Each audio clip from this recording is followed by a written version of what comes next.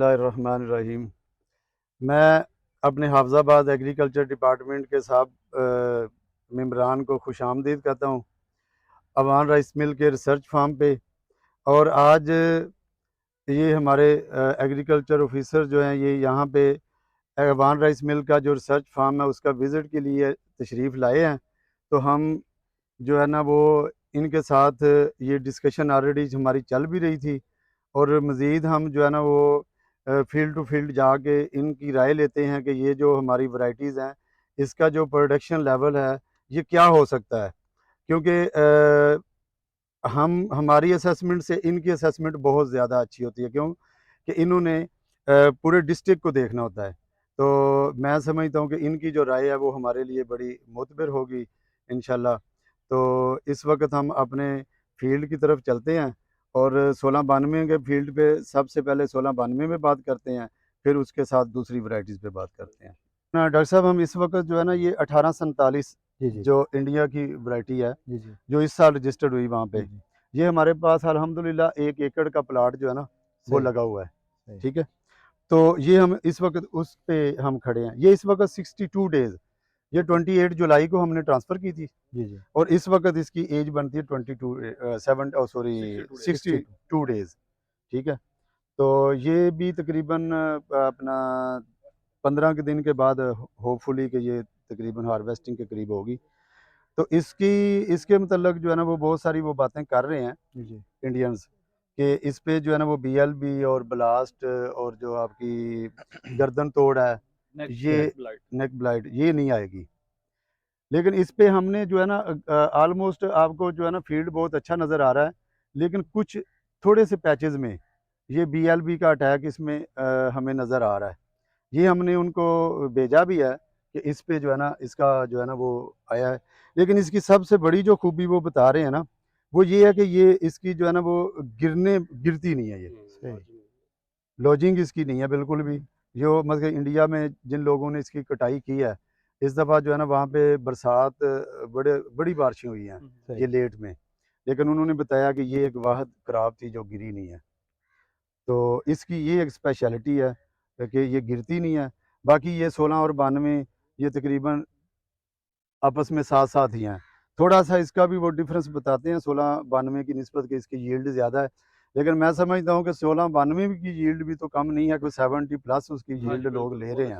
तो बहुत अच्छी है, और इतनी अगर यील्ड निकल आती है, तो मेरा नहीं ख्याल कि इससे ऊपर जो है ना वो कुछ और चीज़ चाहिए अच्छा, बंदे इसके को। बारे में क्या ख्याल किया था ब्रीडर्स ने कि इस पे बीएलबी नहीं आएगी? इस पे बीएलबी नहीं आएगी, ना ब्लास्ट आएगी, ना बीएलबी आएगी। लेकिन यहाँ पे आई है। लेकिन यहाँ पे हमारे फील्ड में थोड़े से पैचेस भी आए, उसमें उसमें उसने रिकवर कर लिया है। लेकिन फिर भी जब एक दफ़ा अटैक आ गया है ना, मतलब वो तो एक्सेप्टेबल है उसको हम ये नहीं कह सकते कि ये वो इस पे लेकिन नहीं आएगी। कंपैरेटिवली अगर देखें यहाँ पे बाकी दूसरे वैरायटीज में, यहाँ पे लोकल जो लगी हुई हैं तो उसकी निस्बत यहाँ पे कम है। बहुत कम है, उसकी निस्बत बहुत कम है। मतलब ये इसका ठीक ब्रीडर क्लेम जो है कर ना, रहे हैं। इसका ब्रीडर क्लेम करता है कि इसकी वैरायटी में जो पैथोजिन से against charge resistant genes available हैं, जो सही ब्लास्ट और ब्लाइट के अगेंस्ट होते हैं, इस वजह से इसमें कम है।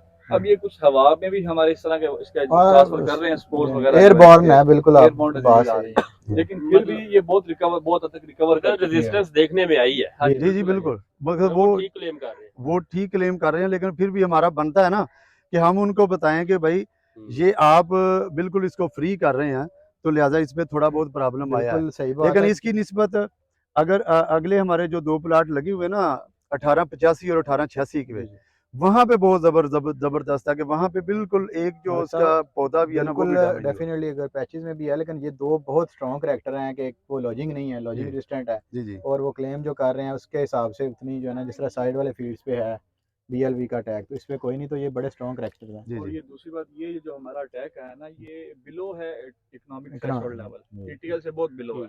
ये मतलब इग्नोरेबल है, मतलब फिर तो ये नहीं ना, फिर तो रेजिस्टेंस बिल्कुल है। रेजिस्टेंट है, हाँ। क्योंकि ये इकोनॉमिक थ्रेशोल्ड का कोई ईटीएल इफेक्ट से नहीं है, नीचे है। टीटीएल से नीचे है ये बिल्कुल। तो ये बड़ा और अच्छा इस स्ट्रक्चर बात है। का भी एनालिसिस होना चाहिए कि वाकई ये इसी के पौधों पे आया है या कि कोई पौधे वहाँ पे चले गए हैं जस्ट बाय चांस किसी दूसरी वैरायटी के, नहीं, उस नहीं। पे तो नहीं आ गया, नहीं, नहीं, ऐसा नहीं है ऐसा नहीं है, इसमें कि हम मिक्सिंग नहीं ये है। जो है ना वो यानी कि फार्मर्स प्योरिटी को जो जो है है ना ना वो आपने मेंटेन की प्योरिटी है। इसकी बिल्कुल 100% है। सही हमने बात, इस पे कोई कंप्रोमाइज़ नहीं कंप्रोमाइज़ नहीं किया। किया, सही तो हम ये नहीं अब फार्मर को कहने के लिए कि इस पे वो नहीं है, वो हम ऐसी कोई बात नहीं, हम जो इस पे एक्चुअल इसकी पोजीशन है हम अपने फार्मर्स को वो गाइड करेंगे। अच्छा तो इस मतलब पे हम जैसे अभी हमने बात की उस वैरायटी की भी और ये भी, तो उन्होंने इसकी कुकिंग क्वालिटी के ऊपर भी बहस की है या कि जी। अभी वो ट्रायल हम बाद में नहीं यहाँ? कुकिंग क्वालिटी पे जैसे 1692 पे उन्होंने बताया कि 1692 की मिलिंग बहुत अच्छी है, अच्छा, और आफ्टर मिलिंग जो है ना, देखे हम एक्सपोर्टर हैं, एक्सपोर्टर है हमें मेन चीज़ जो है ना वो milling milk quality quality, milling quality चाहिए, उसमें जैसे दाना कि ब्रेक ना हो कम अज कम। ब्रेक ना हो। जी। और इसकी जो मिलिंग क्वालिटी है वो 70% वो बता रहे हैं, और जो इसके हेड राइस की रिकवरी वो बता रहे हैं वो 54.44 यानी कि 54.5% बड़ी अच्छी। इसकी जो हेड राइस की रिकवरी है, और ये हमारे लिए एक बहुत बड़ा एज है। बड़े फैक्टर है मिल्क। ठीक है, और ये मैं समझता हूँ कि ये वैरायटी, दोनों वैरायटी जो है 1847 और 1692, ये मिलर इसको बड़ा ज़्यादा पसंद करेगा, और इसका हो सकता है कि जब मिलर्स को ये चीज़ें पता चलेंगी तो वो 1509 की निस्बत कोई 50-100 रुपया रेट भी इसका ज़्यादा दे दे फार्मर्स को। सही। ये फार्मर्स के लिए एक प्लस पॉइंट है। अच्छा, इन दोनों का फर्क देखे ना अगर फिजिकली, तो इसमें मैं ये देख रहा हूँ कि ये जो इस वैरायटी है इसमें 16 टिलर ज्यादा है, 1692 में इसकी टिल्डिंग ज्यादा है, इसकी टिल्डिंग कम है। नहीं देखें, उसमें 8 दिन का आपको गैप 10 फराज दिन, भाई पता है ना, 9-10 दिन 8 का दिन गैप। 8-9 दिन का जो गैप है ना, और वो भी आप जैसे जैसे लेट हो रहे हैं वो बहुत बड़ा गैप है।